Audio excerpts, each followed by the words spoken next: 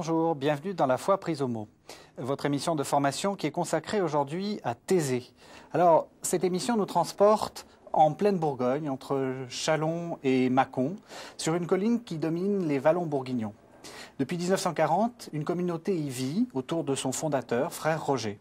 Cette communauté est écuménique, frère Roger est d'origine protestante, et il y a de nombreux frères d'origine catholique.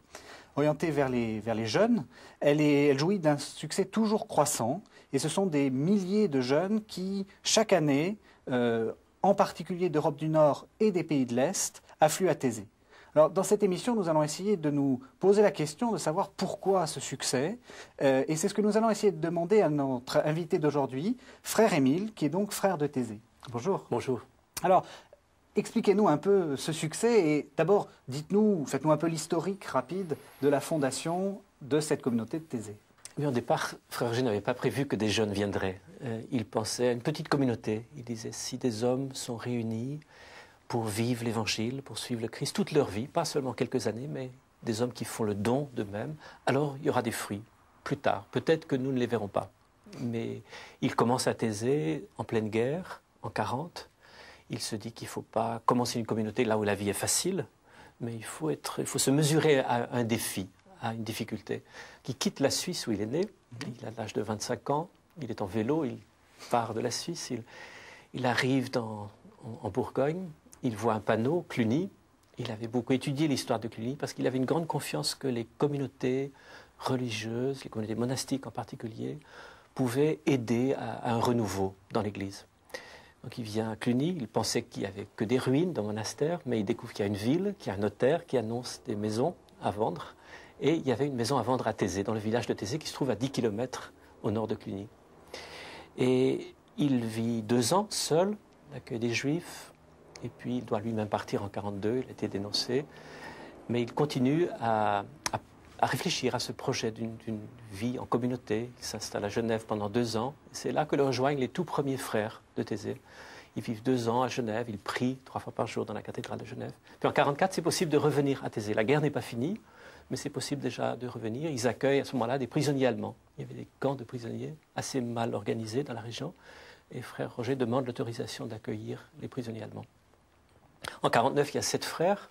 Ils décident de s'engager pour la vie avec les vœux monastiques, le célibat. Il n'était pas moine, c'était spontané. Oui, il était jeune, il avait étudié la théologie surtout, il avait même travaillé l'histoire de la vie monastique, sa conformité avec l'Évangile, c'était sa question, est-ce que la vie monastique est conforme à l'Évangile? Il est arrivé à la conclusion que oui, et il souhaitait commencer une communauté, il ne souhaitait pas faire une restauration, mais de créer quelque chose qui soit pour aujourd'hui en puisant dans la grande tradition de l'Église. Et c'est comme ça que naît la communauté de Thésée. Et pendant une 15aine d'années, les frères pensent qu'ils ne sont qu'une petite communauté et que cela suffit, que cela a un sens. Vivre un signe de communauté, vivre une parabole de communauté. C'est l'expression que frère Roger affectionne. Une parabole de communauté, quelque chose qui parle. Il se méfie un peu de la facilité de l'écriture, tout en étant très attiré par l'écriture aussi. Mais il se méfie de la facilité de dire des choses. Il faut les vivre. Et la parabole de communauté, c'est le premier objectif. Et la surprise, bien sûr, c'est que des jeunes vont venir. C'est le succès. Déjà vers la fin des années 50. Et ce n'est pas facile pour les frères d'accepter parce qu'ils ne sont pas préparés à cet accueil. Quelle vie ils ont, ces frères, ces premiers frères? Alors, les premiers frères décident qu'ils ne vont pas vivre de dons, qu'ils vont gagner la vie par le travail. C'est un choix qui était fait pour maintenir une simplicité, puis une certaine indépendance aussi, ne pas dépendre de ceux qui ont des moyens. Donc, ils commencent des ateliers, il y a un frère médecin, il y a un frère architecte, il y a une imprimerie, il y a une poterie qui se met en place. Et puis, il y a la prière, bien sûr, 3 fois par jour, matin, midi et soir, il y a la prière commune. Et il y a bien sûr des temps d'études. C'est une vie très simple. Une vie très simple. Et la simplicité a toujours été un mot important à Thésée. Et puis tout ça est un peu bouleversé par l'arrivée des jeunes. Et les frères ne se sentent pas vraiment prêts à vivre cet accueil. La première maison d'accueil est construite à 4 km de Thésée. Il faut garder une distance. Ouais. Les jeunes, ils viennent d'où? Comment ils ont entendu parler de cette communauté? C'est un peu mystérieux. Je pense que frère Roger a toujours maintenu un contact avec des jeunes, des responsables de jeunes. Mais c'est un peu mystérieux, ils se mettent à arriver. Beaucoup d'Allemands sont touchés par cette recherche de réconciliation parce que ça a été quand même une des composantes dès le départ, cette recherche d'une réconciliation des chrétiens, et puis plus largement une réconciliation en Europe. Et des Allemands souhaitent venir participer à cette réconciliation. Ce sont eux qui vont aider à construire l'Église, qui est ouverte en 62, l'Église de la Réconciliation. Et puis, très vite, les jeunes vont venir aussi d'Allemagne, pas seulement de France, pas seulement de Suisse, mais d'Allemagne et ensuite de plus loin. Et alors, donc, à un moment, il faut choisir de les intégrer, ces jeunes, enfin, de les intégrer à la vie de la communauté. Et alors, ça a dû être un choix un peu compliqué, non? Ce n'était pas facile. Donc, d'abord, un peu d'éloignement, et puis ensuite, je crois, frère Roger prend conscience que ces jeunes ne sont pas un problème, une difficulté, quelque chose qui va nous enlever à notre vocation, mais que l'accueil de ces jeunes, à condition que ce soit un accueil bien fait, peut être une façon de partager, aussi partager la prière, partager ce qui nous passionne aussi, comment vivre l'Évangile, comment suivre le Christ aujourd'hui, comment vivre l'espérance chrétienne dans le monde d'aujourd'hui. Et donc, des rencontres de jeunes peuvent se mettre en place à Thésée. Ce sera une façon de partager notre vocation avec eux. Il fallait quand même beaucoup de courage, surtout dans les années 60, ouvrir largement les portes aux jeunes, à des milliers de jeunes, leur faire confiance. Il fallait être assez courageux. Frère Roger a eu ce courage. Et il a eu ce courage. Il a vu qu'il y aurait des difficultés, il a vu qu'il y avait des difficultés, mais il avait confiance qu'il y aurait une maturation, que peu à peu, des rencontres qui permettraient d'approfondir la foi et d'éveiller aussi des jeunes à un sens des responsabilités. Ça a toujours été notre intention à Thésée. Pas seulement la prière, pas seulement la réflexion biblique, mais aussi qu'ils puissent s'éveiller à leur rôle qu'ils peuvent jouer, au rôle qu'ils peuvent jouer dans la société aujourd'hui. On prend un rythme hebdomadaire assez vite, dans le début des années 70. On décide, on essaie d'arriver le dimanche, repartir le dimanche suivant. Et puis, ce n'est plus seulement à Pâques ou pendant l'été, mais c'est pratiquement toute l'année, en tout cas de mars à novembre, que des jeunes sont assez nombreux depuis une trentaine d'années. Mais c'est un choix un peu particulier quand même qui a été fait, parce que, prenons des monastères, les autres, on les invite à vivre la vie du monastère. Là, on les encadre, enfin, les jeunes ne vivent pas la vie des frères de Thésée, ils vivent une vie à eux. C'est vrai qu'il y a quelque chose d'assez original dans la démarche, parce qu'il ne s'agit pas de faire d'eux des moines, mais de les accueillir comme ils sont, et de les accueillir aussi avec leurs questions, parce que ces jeunes qui viennent, la majorité partagent la foi chrétienne, mais il y a quand même un très grand nombre, chaque semaine, qui ne savent pas. Est-ce que je vais devenir chrétien? Est-ce que la foi, c'est pour moi? Et donc, il faut les accueillir aussi avec leurs questions, leurs doutes, créer cet espace où ils pourront chercher à partir de la prière, des introductions bibliques données par les frères. Et donc, tout ça, il fallait le mettre en place et créer une vie un peu originale. On le voit à Thésée, c'est ce village de tentes qui se met en place chaque été, des structures très légères, parce que c'était aussi une intuition de frère Roger dès le départ. Il ne faut pas trop s'installer, vivre ce qu'il appelait la dynamique du provisoire. Être à l'écoute de l'événement, être à l'écoute. Ça a été quand même une caractéristique de l'histoire de Thésée. Ça n'a pas commencé avec un gros livre qu'il faut ensuite mettre en pratique, mais un désir d'être à l'écoute de son temps et de l'événement, tout en étant très enraciné dans la prière et dans l'Évangile. Par exemple, la construction du mur de Berlin en 61, les frères disent c'est pas possible d'accepter que l'Europe soit divisée en deux. Et un frère a cette intuition qu'il faut commencer à voyager dans les pays de l'Est. Et frère Roger l'encourage, d'autres frères vont suivre tout au long des années 60, 70.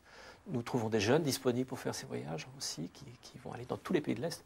Et si aujourd'hui nous accueillons des dizaines de milliers, même parfois des centaines de milliers de jeunes, parce que des pays de l'Est, c'est parce qu'il y a eu ces visites discrètes. Et alors, la grande, on pense surtout à Thésée aussi pour les grands événements. Tous les ans, il y a une grande fête. Ces grandes rencontres européennes de fin d'année, parce que ça s'est mis en place vers la fin des années 70, parce qu'il fallait faire un choix. Qu'allons-nous faire avec ces jeunes? Est-ce que nous allons créer un mouvement? Et le choix a été fait de ne pas faire des jeunes qui viennent à Thésée, ne pas les constituer, ne pas les organiser en mouvement, mais plutôt les inviter à retourner dans leur église locale. Et c'est comme ça qu'est née l'idée de préparer chaque année une rencontre européenne avec les paroisses d'une grande ville. Et donc, ça a commencé à Paris en 78, nous sommes allés à Barcelone, à Rome, à Londres, un peu fait le tour de l'Europe, et ensuite, après la chute du mur, ça a été possible de faire ces rencontres dans les pays de l'Est. Et la prochaine rencontre sera Milan, à la fin de l'année, et ce sera la 27e rencontre européenne. Merci.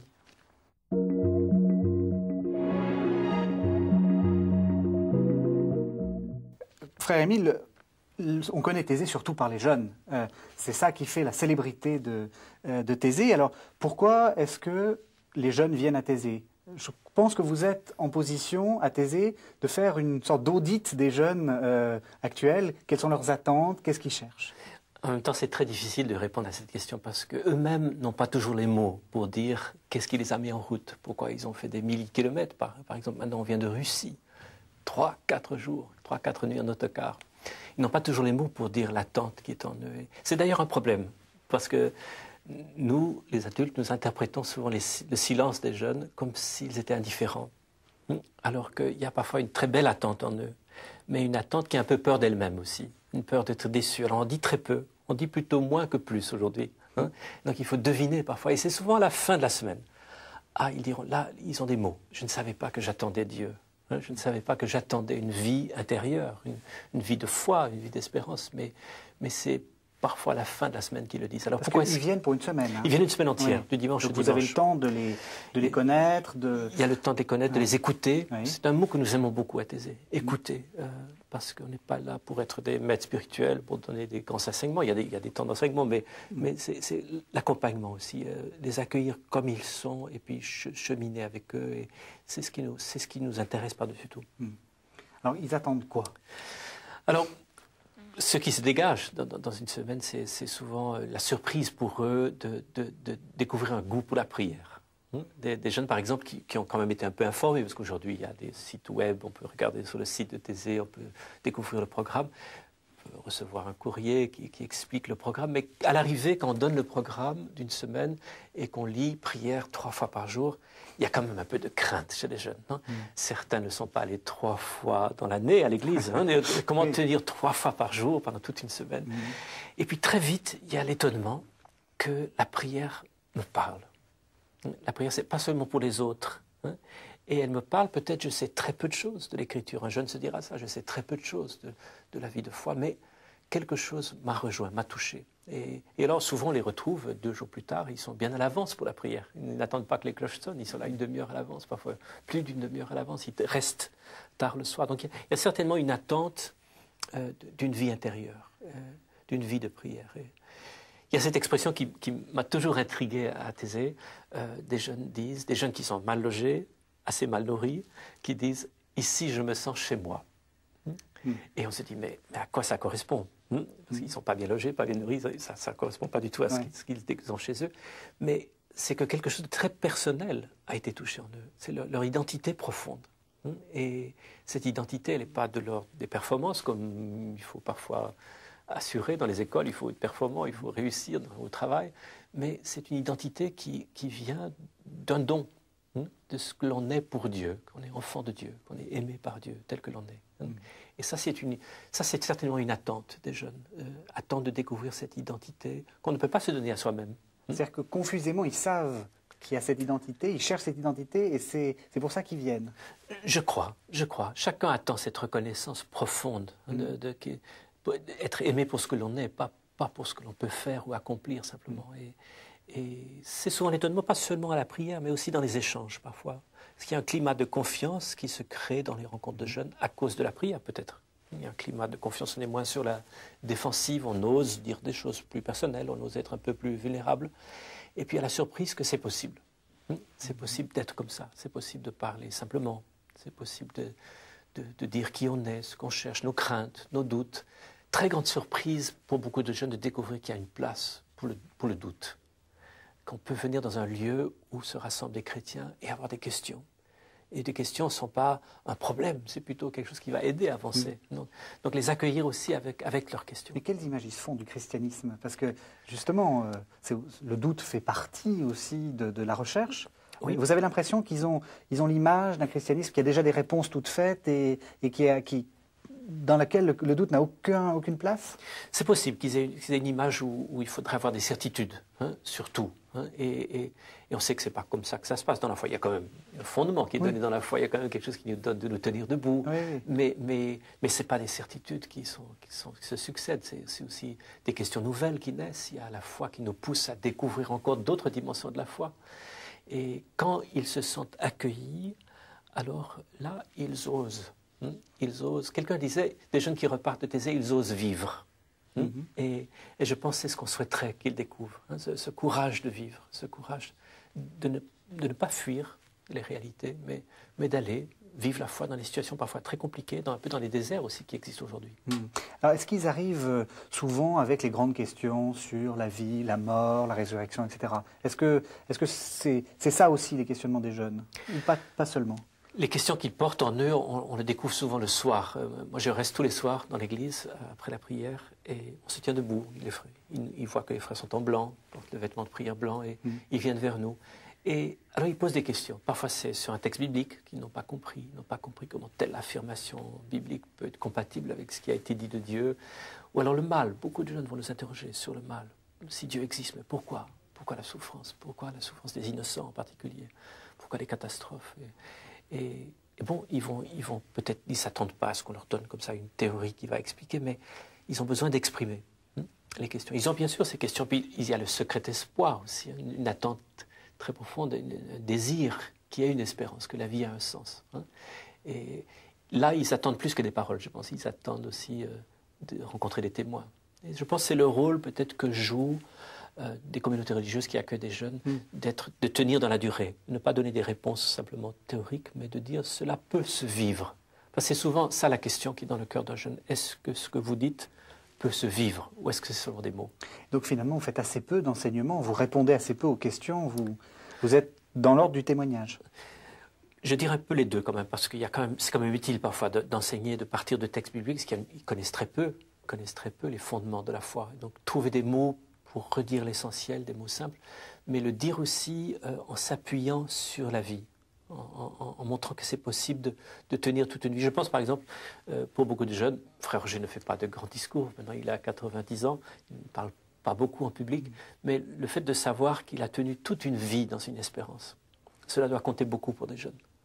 Que c'est pas seulement à 20 ans qu'on a une espérance pour l'humanité, pour l'Église, pour soi-même peut-être, mais que très âgé aussi, on peut vivre, tenir dans la même confiance.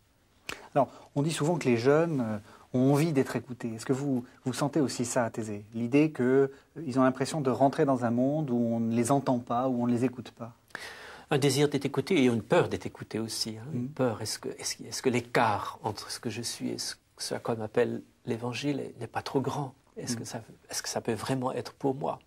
Et je pense qu'aujourd'hui, on souhaiterait confirmer dans la foi, écouter et confirmer, de donner cette confiance que tel que tu es, dire ça à un jeune, tu as ce qu'il faut.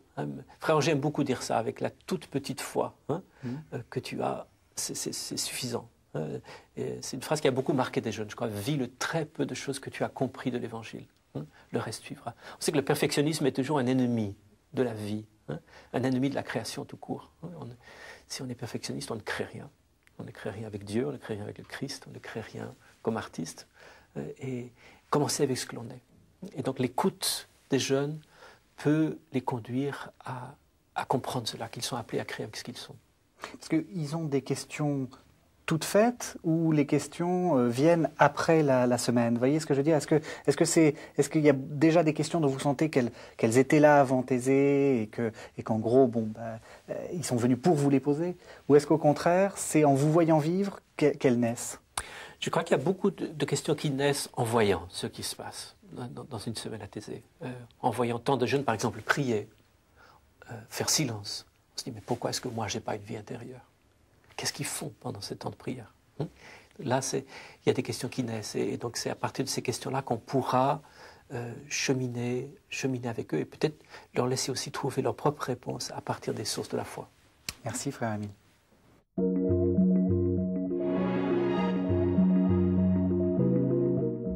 Frère Émile, la communauté de Thésée est œcuménique. Il y a des catholiques et des protestants qui vivent ensemble. Il y a des orthodoxes? Il n'y a pas de frères orthodoxes. Il y a énormément de visiteurs orthodoxes maintenant, des jeunes qui viennent, en particulier des pays de l'Est, plusieurs milliers chaque année, mais pas de frères encore. Alors, d'où vient ce goût pour l'écuménisme? Je pense que dès le départ, en 1940, quand frère Roger est arrivé à Thésée, c'était la guerre, et il se rappelait ce qu'avait vécu sa grand-mère dans la Première Guerre mondiale. Elle était dans le nord de la France, et Je crois que c'est un souvenir d'un petit garçon, frère Roger, avec quelques années. Il se souvient de cette grand-mère qui arrive peut-être en 19, 20, un an ou deux après la guerre. Et elle dit, il ne faut plus jamais voir ce que j'ai vu, plus jamais vivre ce que j'ai vécu. Et elle dit à sa famille, si les chrétiens, au moins les chrétiens sont réconciliés en Europe, ils peuvent empêcher une nouvelle guerre. Donc c'est plus de la réconciliation que de l'écuménisme, en fait. Oui, c'est vrai que ce mot réconciliation peut-être signifie à peu près la même chose, mais peut-être est plus accessible pour les nouvelles générations. En tout cas, on risque toujours de penser qu'écuménisme, c'est pour des spécialistes, des théologiens chevronnés, capables de dialoguer sur la théologie, alors que la réconciliation, elle est là pour tout le monde. Au fond, chacun a une responsabilité pour la réconciliation. On pourrait dire la même chose de l'écuménisme. Peut-être la parole est plus simple. Mais frère Roger est certainement marqué par cette histoire de sa grand-mère. Et donc il arrive à Thésée au début de la Deuxième Guerre et il pense à ça. Comment retrouver une crédibilité comme chrétien. Les chrétiens ne sont pas crédibles puisqu'ils parlent d'un Dieu d'amour et ils ne sont pas capables d'être ensemble. Et puis il pense en même temps aux enjeux, je crois, en Europe, dans le monde. Et être réconcilié pour être ferment de paix dans la famille humaine. C'est ce qui est à la base de Thésée. Donc il y a une vision un peu politique. Je crois qu'il voit la réconciliation un peu dans toutes ses dimensions, oui. que ce n'est pas simplement entre chrétiens pour être plus forts ensemble, hein, oui. mais c'est en vue d'être ses témoins. Puis il y a de tels enjeux. Comment répondre aux attentes des hommes et des femmes d'aujourd'hui sans mettre en œuvre toutes les ressources qui sont dans la foi chrétienne. Nous avons besoin du génie de l'Est, nous avons besoin des dons qui sont en Europe du Nord, dans l'Europe latine. Et tous ces dons sont nécessaires pour répondre aux questions des hommes et des femmes d'aujourd'hui. Alors comment ça a été vu de la part des églises, on va dire traditionnelles, cette volonté de réconciliation? Ce qui est très impressionnant, c'est la confiance qui a été faite très rapidement par l'archevêque de Lyon, dans les années 40 déjà. Je crois un des fondateurs de l'écuménisme en France, c'est l'abbé Couturier, qui est venu à Thésée en 41. En 41. Oui, un an après. Et puis il aide à créer ce lien avec le cardinal de Lyon, avec des théologiens de Lyon, le père de Lubac en particulier, une grande amitié qui a duré toute la vie. Et puis, il encourage les frères à se rendre à Rome. En 1949, frère Roger fait un premier voyage à Rome. Il est très jeune, il rencontre le pape Pie XII, il rencontre des hommes autour de Pie XII, dont Monseigneur Montini, qui allait devenir Paul VI. Et là aussi se crée une relation de confiance qui allait beaucoup compter par la suite. En 1958, il y a une étape très importante qui commence, c'est l'élection de Jean XXIII comme pape. Frère Roger le voit dès le premier jour de son pontificat, quand il reçoit les délégations. Le cardinal Gerlier de Lyon avait préparé très bien les choses. Il avait dit, il faut que vous soyez les premiers pour qu'il se rappelle de vous. Et puis, Jean XXIII se réjouit du projet. Il applaudit, même frère Roger raconte ça. Il applaudit en disant, et il dit, venez souvent me voir. Et quand il annonce le concile, Vatican II, il invite les frères de Thésée à être présents au concile. Donc les frères ont vécu tout le concile Vatican II de 62 à 65 à Rome, dans un appartement que nous avons toujours, où sont venus manger de nombreux évêques un peu de tous les continents. Et avec Jean XXIII, frère Roger dit souvent, Jean XXIII a comme soulevé le voile de l'Église, permis de comprendre ce qui est au cœur de l'Église comme communion. Et une dernière audience en particulier qui a beaucoup compté la veille de sa mort, une très longue audience où Jean XXIII disait comment il voyait Thésée dans l'Église. Frère Roger a cherché des mots pour exprimer ce qui pouvait se vivre alors, et plusieurs années plus tard à Rome en 80. Et il avait dit publiquement à Saint-Pierre de Rome, il avait dit « J'ai trouvé mon identité de chrétien en réconciliant en moi-même mes origines avec la foi de l'Église catholique, sans rupture de communion avec quiconque. » Donc réconciliation intérieure avec la foi sans rupture de communion. C'est un chemin que Jean XXIII a permis et que Jean-Paul II a comme confirmé. Lorsqu'il est venu à Thésée en 86, il a laissé 2 textes très forts. Et dans un de ces textes, il dit comment il voit les frères comme parabole, être fidèle à ses origines et en même temps être prêt à aller toujours plus loin dans le mystère de communion. Quand des hommes donnent leur vie à cause du Christ et de l'Évangile, toute leur vie, ils peuvent laisser émerger quelque chose de l'Église indivise. Mais du côté protestant, est-ce qu'il y a ce même... Parce que c'est quand même très étonnant. Le cardinal Gerlier n'était pas... Enfin, n'est pas connu pour son écuménisme. Pie XII, on en a dit beaucoup de mal. Bon, Jean XXIII, mais c'est très étonnant. On a l'impression qu'il y a... Est-ce que c'est la même chose du côté des protestants? Des protestants, il y avait certainement une très grande attention. Dans les années 40 et 50, il y avait une très grande attention aussi à la vocation écuménique. Les premières rencontres d'évêques et de pasteurs sont faites à Thésée dans la très grande discrétion dans les années 50. Et puis... Et c'est vrai aussi pour le reste de l'Europe. Très vite, des responsables protestants sont venus de l'Allemagne, des États-Unis, de l'Europe encore plus nordique, les Scandinaves. Tous les évêques luthériens sont venus il y a une dizaine d'années à Thésée pour réfléchir un peu à la vocation écuménique, mais aussi à la place des jeunes dans l'Église. Et un peu la même chose du côté orthodoxe. Très vite, des responsables orthodoxes sont venus. Il y a même eu un évêque, le patriarche de Constantinople des années 60, début des années 70, le patriarche Athénagoras, a beaucoup marqué la communauté. Il voulait créer un thésée orthodoxe. Et je disais, on ne peut pas créer un thésée orthodoxe, mais il a envoyé des moines qui ont vécu avec nous. Et certains sont évêques maintenant dans les pays de l'Est. Et ils envoient des jeunes aujourd'hui qui sont nombreux. La vocation œcuménique, à Thésée, elle est, je vous disais, elle est peut-être plus une recherche de réconciliation, un appel que des jeunes peuvent entendre, décliner peut-être aussi selon leur situation. Par exemple, ces jeunes qui viennent de Serbie aujourd'hui, très nombreux, ou les jeunes croates, ou les jeunes polonais et russes, ils peuvent décliner ce mot de plusieurs façons. Et cela nous réjouit qu'ils puissent comprendre ce mot un peu dans toutes ses dimensions. Réconciliation avec Dieu d'abord, avec l'autre, peut-être avec une autre église, peut-être avec un autre peuple. Oui, et ce qui montre que Frère Roger a vu loin, c'est qu'il a exporté Thésée hors de Thésée, si je puis dire. C'est-à-dire qu'il y a des frères de Thésée qui ne sont pas en Bourgogne. Et c'est vrai qu'il y a eu, c'est une autre dimension peut-être de la réconciliation, et de ne pas en rester entre chrétiens et dans les pays plus riches, mais de partir loin. Et assez vite, les frères sont partis pour le Bangladesh, le Brésil, aujourd'hui le Sénégal, pour essayer d'être un peu ferments de paix et de réconciliation, en vivant une vie commune, en priant, en vivant une vie d'amitié aussi, puisque c'est ce qu'on cherche un peu dans ces quartiers pauvres, d'être le frère de ceux qui sont là. Là aussi, contribuer peut-être à la réconciliation et de faire résonner ces appels-là dans la vie des jeunes après. Si on le vit, les jeunes prennent confiance que c'est possible pour eux aussi de le vivre. Et il y a des petits thésées, est-ce qu'il y a aussi des centres où les jeunes bangladeshis ou que vous avez dit sénégalais viennent, ou est-ce que vous les transportez à Thésée? Dans ces lieux où sont les frères, ces 4 lieux, le Bangladesh, le Brésil, le Sénégal et la Corée du Sud, ce sont des frères. Et parfois, il y a des rencontres de jeunes autour, ou des jeunes qui viennent prier. Le but n'étant pas de créer un mouvement autour de nous. Le but de Thésée, ça a toujours été de renvoyer vers l'église locale. Mais c'est vrai que beaucoup de jeunes ont été sensibilisés à un appel à la réconciliation en participant à ces rencontres.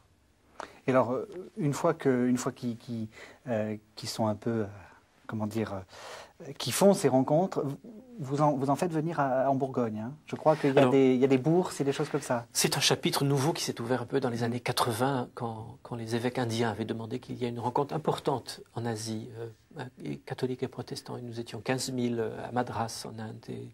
Et comme suite à cette rencontre, les responsables, aussi bien catholiques que protestants, ont demandé de pouvoir envoyer des jeunes pour des périodes de 3 mois. Alors, nous accueillons depuis 86, 87 des jeunes de l'Inde. Je crois qu'il y en a eu plus de 1000 qui ont vécu 3 mois de l'Inde, des Philippines, un peu de l'Indonésie, de tous les pays d'Asie. Puis ensuite, l'idée s'est répandue très vite en Afrique et en Amérique latine. Donc, quand vient l'été à Thésée, on voit chaque semaine des milliers de jeunes. Et parmi ces jeunes, il y a peut-être une centaine des autres continents. Et c'est un apport très, très positif.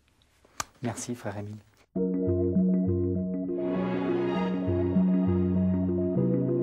Alors, frère Émile, une des choses qui est importante dans la communauté de Thésée, c'est la place de la Bible.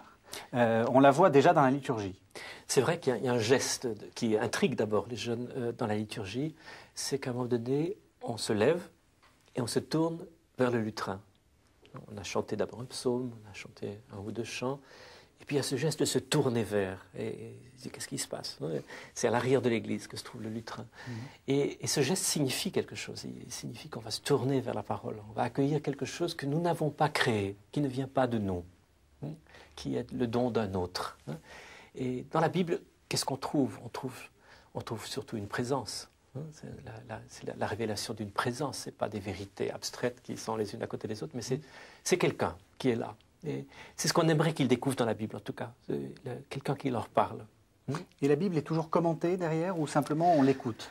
Alors, le commentaire se fait plutôt dans le cadre des rencontres. Nous avons 6 matinées avec les jeunes. Ils sont là une semaine. Dès le lundi matin, ils arrivent le dimanche. Dès le lundi, on commence un travail biblique avec eux. Et là, il y a une place pour le commentaire. Dans le cadre de la liturgie, ce serait un peu fastidieux avec toutes les langues. Il y a des dizaines de langues à Thésée. Il ne serait impossible de parler. Mais le matin, on peut les couper par langue et on arrive à faire un commentaire, choisir un thème. Il y a certainement un lien entre ce qui se passe dans la liturgie et l'écoute qu'on peut trouver dans les rencontres. C'est parce qu'ils ont fait une expérience souvent de Dieu dans la prière, dans le silence, dans l'écoute de la parole, dans la liturgie, qu'ils ont ensuite envie de comprendre qui est le Dieu de la Bible. Comment est-ce que cela peut se tenir? Ils savent, ils ont entendu parler d'eux, mais ils n'ont jamais peut-être lu eux-mêmes un texte biblique, ou en tout cas pas plusieurs chapitres. C'est ça qui est intéressant, c'est que vous favorisez le silence. Vous favorisez... pourtant, ce ne sont pas des moines, ces jeunes. Oui, c'est vrai que le silence se trouve au cœur de la prière, 3 fois par jour, et c'est l'espace où résonne la parole.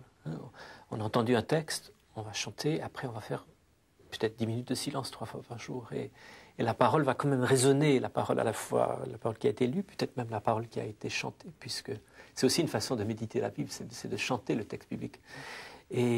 Et dans ce silence, il se passe beaucoup de choses.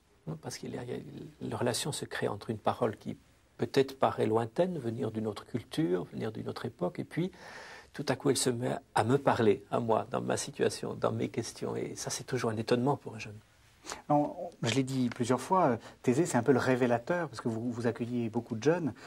Moi, la question que j'aimerais vous poser, c'est finalement, quelle est leur attitude face à la Bible? Quels sont leurs problèmes? Quelles sont leurs questions? Qu'est-ce que vous percevez? Je pense qu'il y a beaucoup de peur face à la Bible, beaucoup de peur. Si je lis ce livre, qu'est-ce qui va m'arriver si je m'ouvre à cette parole? Est-ce que je vais devenir quelqu'un d'intolérant? Est-ce que je vais devenir quelqu'un de fanatique? Est-ce que je vais devenir quelqu'un de bardé de certitude? On craint ça parce qu'on a quand même des images aussi de ce que sont les gens qui citent tout le temps la Bible. Et on a peur un peu de ça. Et puis on découvre qu'il y a une autre façon. Il y a une autre relation avec la Bible qui n'est pas une relation fondamentaliste avec la Bible, qui est autre chose, et qu'elle peut accueillir nos questions, qu'elle peut parler dans toutes sortes de cultures différentes, qu'elle peut parler des êtres très différents. Dans les rencontres à Thésée, il y a des introductions bibliques données par des frères, il faut un temps d'enseignement, mais il y a aussi des questions qui sont données pour des échanges. On redoute un peu toujours ce moment-là. On se dit de quoi ils vont parler, ils vont peut-être partir tout à fait ailleurs, et ça arrive malheureusement, qu'ils partent tout à fait ailleurs. Mais je pense souvent au texte d'évangile des disciples d'Emmaüs qui marchent avec le Christ. Et quand le Christ s'approche d'eux, il leur dit « De quoi discutiez-vous en chemin ?» Et puis eux se mettent à raconter leur version de ce qui s'est passé à Jérusalem avec la mise en croix du Christ, sa mort. Et ce qui est étonnant, c'est que le Christ les laisse parler. Il ne les interrompt pas, il ne dit pas tout de suite « Je vais vous donner la bonne version ». Et les jeunes ont aussi besoin parfois d'exprimer toute la frustration qu'il y a en eux de ne pas comprendre. Ne pas comprendre le texte biblique, ne pas comprendre qui est Dieu, ne pas comprendre comment cette extraordinaire aventure, qui est l'aventure humaine, comment est-ce qu'elle peut aller avec tant de souffrance et en même temps une foi, une espérance, comment est-ce que tout ça se tient. Ils ont besoin parfois de dire ce doute et puis après, il y a de l'espace pour accueillir autre chose. Il y a de l'espace pour accueillir un éclairage qui vient d'ailleurs, peut-être quelqu'un qui a un peu plus médité sur la Bible, qui arrive à voir un peu plus dans l'ensemble et donner une vision plus large. Donc c'est important qu'ils aient le temps aussi d'échanger sur l'Écriture. Et alors, quelles sont les questions qui reviennent? Quelles sont leurs interrogations? Une question qui revient certainement, c'est pourquoi est-ce qu'il y a tant de violence dans la Bible? Pourquoi est-ce qu'il y a une colère de Dieu? Comment est-ce que l'expression de l'amour, qui est si perceptible dans des textes très clairs, je vous laisse ma paix, et les textes du pardon, comment est-ce que cela peut aller avec d'autres textes? Comment est-ce que tout cela se tient? Et bien sûr, il faut du temps pour essayer de comprendre que Dieu a pris ce risque de parler le langage des humains et qu'il n'y a pas deux visages à Dieu. Dans la Bible, il n'y a pas deux visages. Il y a un visage d'amour, il y a la colère, c'est vrai, mais ce n'est pas un autre visage de Dieu. Il y a un psaume qui dit ça magnifiquement, son amour est pour la vie, sa colère est d'un instant. C'est-à-dire pour eux, ce n'était pas une caractéristique de Dieu, c'était quelque chose de passager. Et puis ils saisissent parfois que la Bible, à ce moment-là, n'est pas tombée du ciel, qu'elle s'exprime dans le langage des humains, aussi dans des sentiments humains, et qu'elle est en route vers le Christ, qu'elle n'est pas complète avant d'arriver au Christ dans son mystère de Pâques, sa mort et sa résurrection. C'est là qu'on va voir le mystère du pur amour, mais qu'il il faut aussi prendre la Bible dans son cheminement. Ça, c'est certainement une aide si on arrive à montrer ça aux jeunes. J'imagine qu'il y en a beaucoup qui doivent résister à cette lecture de la Bible. Comment est-ce que vous faites pour rendre la Bible accessible? Bon, déjà, vous parlez dans leur langue, ça oui. Donc vous apprenez le serbo-croate ou des langues, surtout des pays de l'Est. Oui. Mais comment faire pour rendre la Bible accessible? Et je pense qu'il faut toujours avoir en tête que la question qui est dans les jeunes, c'est est-ce qu'on peut vivre? Est-ce qu'on peut vivre C'est la question qu'ils posent. Je pense, oui.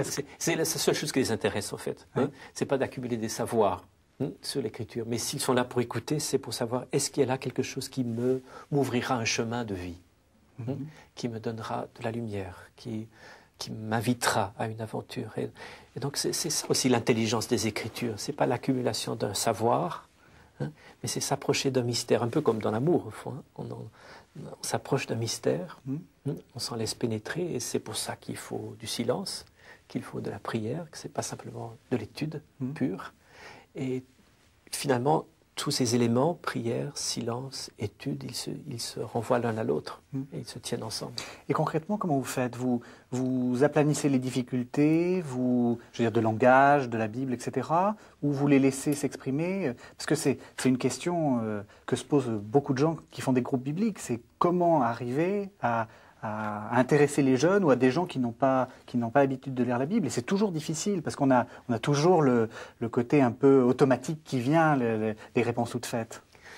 Ce qui aide certainement, c'est les récits. Les récits bibliques aident beaucoup parce qu'il y a une intrigue, il y a un déroulement, il y a quelque chose qui se passe. Déjà là, on sort un peu de l'idée qu'il y a des principes surtout dans la Bible.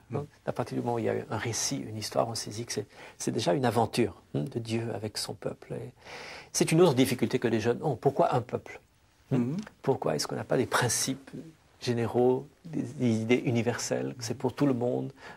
Mais il y a d'abord l'histoire d'Israël, il y a d'abord un peuple. Pourquoi est-ce que ça commence comme ça? Oui, c'est un peu injuste. Et oui, ça paraît pour eux difficile à accepter. Puis ensuite, ils peuvent comprendre, si on explique, je crois, que c'est bien aussi que ça commence comme ça, parce qu'on n'est pas dans l'abstraction.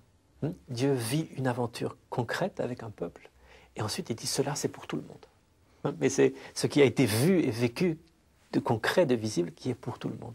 Et à ce moment-là, ils se mettent à comprendre qu'on réfléchit un peu autrement dans les Écritures et qu'on peut accueillir ce qu'ils révèlent. Merci, frère Émile.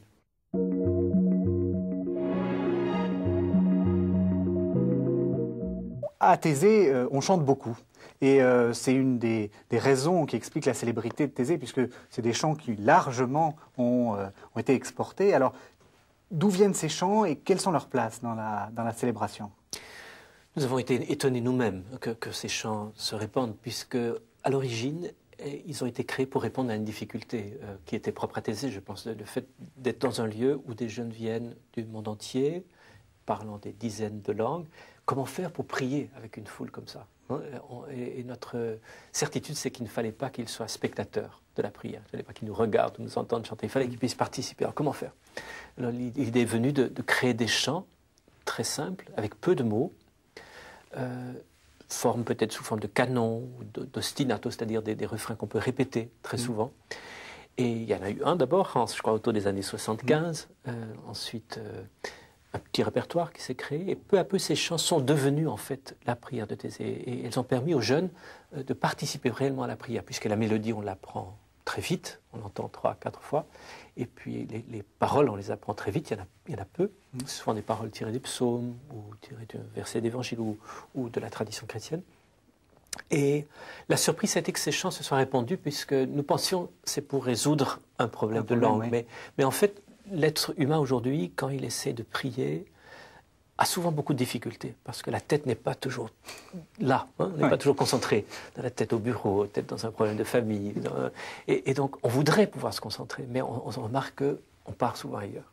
Et ces chants ont la vertu, ont la force de pouvoir redonner une concentration, puisqu'on chante, on essaie d'être conscient quand même de ce que l'on chante, mais il faut accepter parfois que l'esprit va peut-être partir un peu en voyage, mais on peut se ressaisir, on peut revenir, on peut reprendre conscience de ce qu'on chantait.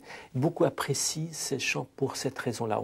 On est peu à peu pénétré de ce que l'on chante. On est peut-être un peu inquiet, agité, dans la crainte, et puis un chant qui vient nous apporter la paix, peu à peu. Pas parce qu'on a dit, parce qu'on a prononcé une formule, pas parce qu'on a dit une seule fois, mais parce qu'on a pris du temps pour entrer dans l'esprit du texte. Mais non, on dit souvent, justement, vous dites que les chants sont un peu simples, on dit souvent que à Thésée, tout ça est un peu trop simple, que c'est simplet. Vous n'avez pas peur que ça casse un peu l'image de Thésée, cette simplicité? Oui, c'est vrai que la simplicité peut dérouter au départ. Trouver des hommes qui sont là pour toute la vie, qui acceptent une prière aussi simple. Peut-être aussi pour les frères, il y a un peu d'ascèse là.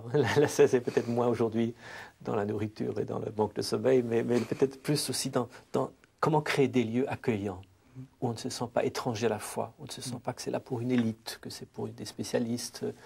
Et donc ça a été notre souci toujours, comment rendre accessible aux hommes et aux femmes d'aujourd'hui, aux jeunes en particulier, les sources de la foi. Et une de ces sources, c'est certainement la prière. Et donc il fallait simplifier. Et en même temps, je pense que quand on vit la foi, on remarque la simplicité. Ce n'est pas seulement pour les débutants, la simplicité est quand même à vivre par tous, hein, par les intellectuels, par des hommes d'études, par des hommes qui n'ont jamais fait d'études. La simplicité, elle doit faire partie de la vie de tout chrétien.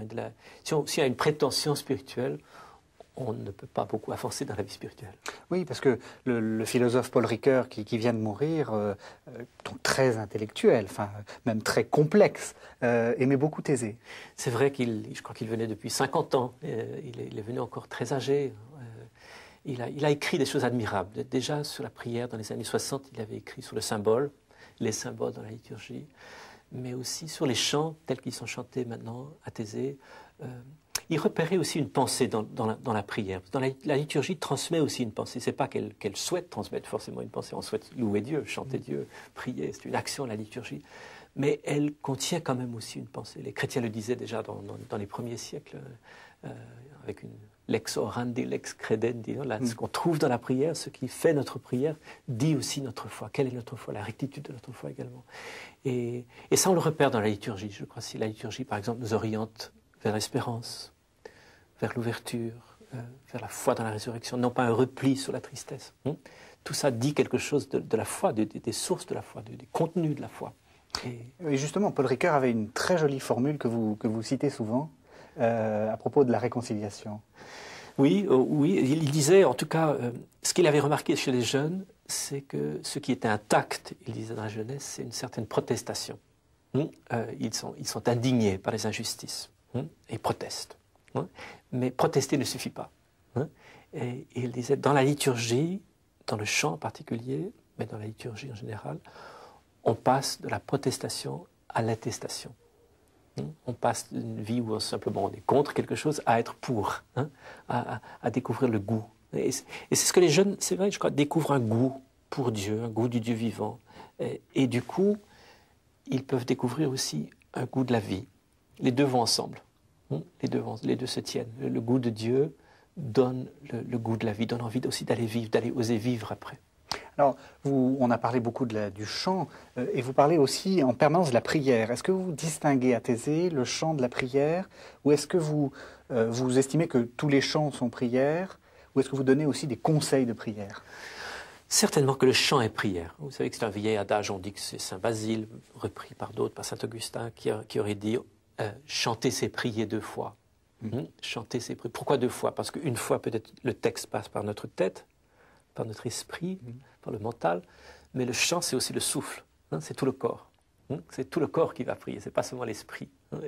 Et donc le chant a ce merveilleux avantage de faire prier l'être global, l'être tout entier. Et le chant ne doit pas être une expérience sentimentale. Il doit toucher le cœur. Le cœur, c'est autre chose que le sentimentalisme. Le cœur, c'est l'être profond. C'est là où se décide, là où notre vie s'oriente. Donc vous voulez dire que quand on ne cherche pas à susciter des émotions un peu factices? Non, puis ça n'aiderait personne. Ça n'aiderait surtout pas les jeunes à repartir pour vivre la foi dans leur ville, dans une vie complexe. Mais que le cœur soit touché, c'est autre chose. Le cœur, parfois en langage courant, c'est les sentiments, mais dans la Bible, vous savez, c'est bien autre chose. C'est le centre d'orientation, là où les décisions se prennent, et là où l'être est vraiment, c'est là où c'est le vrai moi, on dirait, le moi profond, le vrai moi. Et il y a beaucoup de jeunes qui font cette expérience-là, dans la prière, par le chant, que leur être s'unifie, qu'ils commencent à voir plus clair peut-être quel est le sens, qu'un chemin est ouvert pour eux, beaucoup de jeunes découvrent une vocation à Thésée. Ça peut être dans la vie religieuse, dans le sacerdoce ou dans fonder une famille, mais ils découvrent qu'il y a un chemin qui est ouvert, sur lequel il peut marcher. Je crois que c'est ça une vocation, c'est de voir qu'un chemin est ouvert, qu'il est illuminé, on peut marcher dessus. Alors, vous donnez des techniques de prière ou vous laissez libre?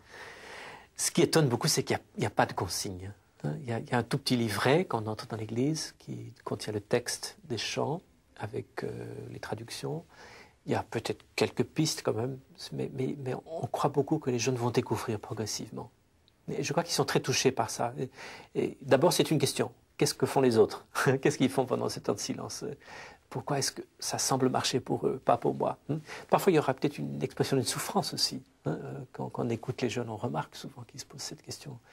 Comment savoir si une vie de foi a commencé en moi, une vie de prière aussi? Et puis, peu à peu, ils prennent conscience que ce tout petit peu de foi, ce tout petit peu de confiance, même ce désir d'une relation avec Dieu, c'est déjà Dieu qui nous habite. Parce que Dieu nous habite d'abord peut-être par le désir que nous avons de sa présence.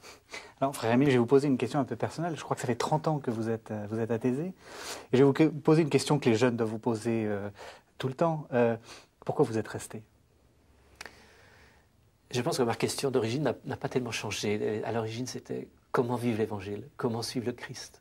Je voyais ces mots dans l'Évangile, viens, suis-moi. Et je voyais la réponse, ils laissèrent tout, ils le suivirent. Et je me disais, mais comment on vit ça aujourd'hui? Et je suis allé à Thésée avec cette question. Et puis j'ai découvert qu'il y avait sous mes yeux des hommes qui essayaient de répondre à cette question par une vie. Et ça, c'est le début d'une aventure. Et cette aventure, la plus grande aventure, je pense, c'est quand même la fidélité. C'est ça qui est le plus original, c'est de rester fidèle jusqu'à la mort. Et c'est ça qui motive. Merci, frère Émile.